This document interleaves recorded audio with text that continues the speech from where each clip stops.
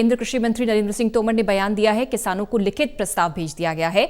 MSP को खत्म नहीं किया जाएगा, यह आश्वासन सरकार का।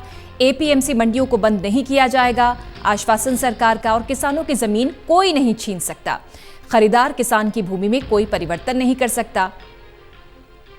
ये लिखित प्रस्ताव भेजा गया है सरकार की ओर से किसानों को। कृषि मंत्री ने कहा कि सरकार हर समस्या का समाधान करेगी, बातचीत के जरिए समाधान निकालने की कोशिश।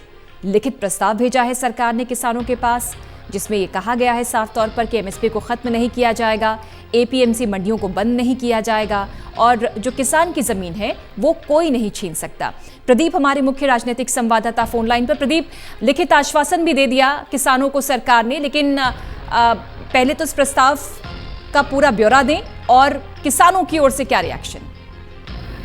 देखिए, बिल्कुल, और एक बड़ा फैसला यहाँ पर जिस तरीके से निकल कर आ रहा है, जिस तरीके से प्रस्ताव भेजा गया है, सरकार सहमत हुई है उन बिंदु पर जिस पर किसान नेताओं को आपत्ति थी और जो चर्चा के दौरान सरकार ने मौखिक आश्वासन दिया था, उसको लिखित तौर पर भेजा गया है, जिसमें बिंदुवार उन पॉइंट्स को लेकर स्थिति साफ की है सरकार ने, जिसमें चाहे वो जो एमएसपी की खरीद से जुड़ा मसला हो, मंडी सिस्टम से जुड़ा मसला हो, या फिर कॉन्ट्रैक्ट फार्मिंग से जुड़ा मसला हो, बिजली से जुड़े अध्यादेश को लेकर बात हो, या फिर तमाम उन मुद्दों पर जिस पर किसान नेताओं ने आपत्ति जताई थी, इस पर सरकार ने कहा है कि वो प्रस्ताव करते हैं कि इसमें जो भी आपत्तियां हैं वो तमाम दूर की जाएगी।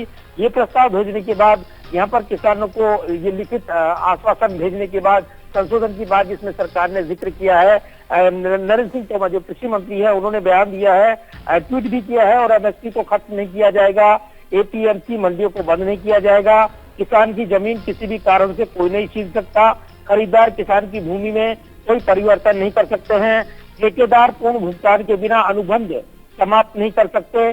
साथ ही उन्होंने जो विजुअल स्लाइड है वो शेयर की है, जिसमें उन्होंने कहा है कि जरूर जाने कृषि कानून का ये सच, जिसमें उन्होंने कहा है कि कृषि कानून एमएसपी सिस्टम और एपीएमसी मंडियों को प्रभावित नहीं करते हैं। इसके अलावा उन्होंने ये भी कहा है कृषि मंत्री ने कि किसान फसल उगाने से पहले ही उपज के दाम तय कर सकते हैं, खरीदारों को समय पर भुगतान करना होगा वरना कानूनी कार्रवाई का सामना करना पड़ेगा। ये तमाम चीजें एक बार फिर साफ की हैं, जो कि आश्वासन सरकार देती नजर आई है।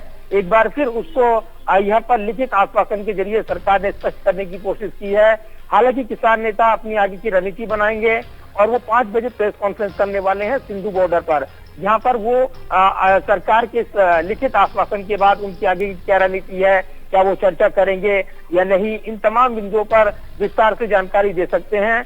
हालांकि इस बीच जब कैबिनेट की ब्रीफिंग हो रही थी तब सवाल पूछे गए थे केंद्रीय मंत्रियों से, जिसमें रविशंकर प्रसाद शामिल थे, प्रकाश जावड़ेकर शामिल थे।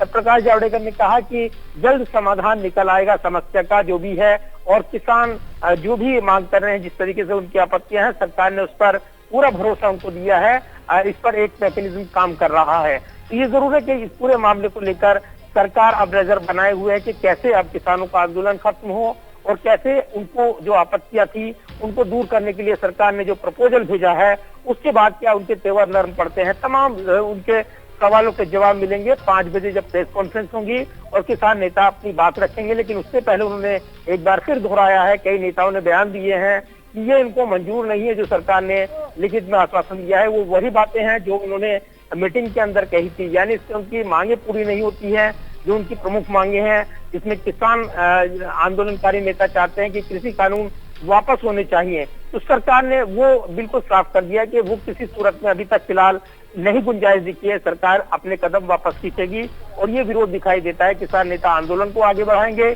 या फिर अब बीच का रास्ता कोई बचता है या नहीं, इस पर बड़े सवाल हैं। पूजा, शुक्रिया आपका प्रदीप। अपडेट आपसे लगातार हम लेते रहेंगे, फिलहाल के लिए शुक्रिया।